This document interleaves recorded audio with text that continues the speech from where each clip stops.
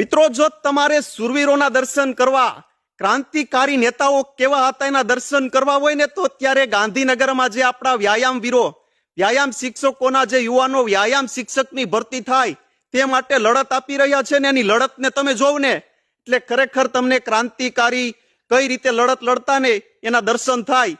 એ રીતે પોતાના હક માટે જે યુવાનો અને જે બહેનો લડી રહ્યા છે, પેલા તો એ બધાને સેલ્યુટ છે કે પોતાની હકની લડાઈ કઈ રીતે લડાય, પોતાના હક માટે કઈ રીતે લડવું જોઈએ એનું કોઈ ઉદાહરણ હોય તો વ્યાયામ શિક્ષકો.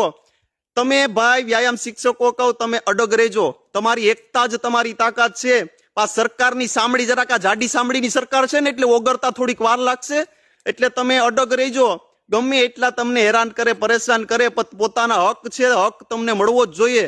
ખરેખર હક આપ્યા જેવો જ છે કે 15 વર્ષથી શિક્ષકોની ભરતી નથી કરી અને પાછા શું કહે, અમારે તો ગુજરાતમાં ઓલિમ્પિક નું આયોજન કરવું.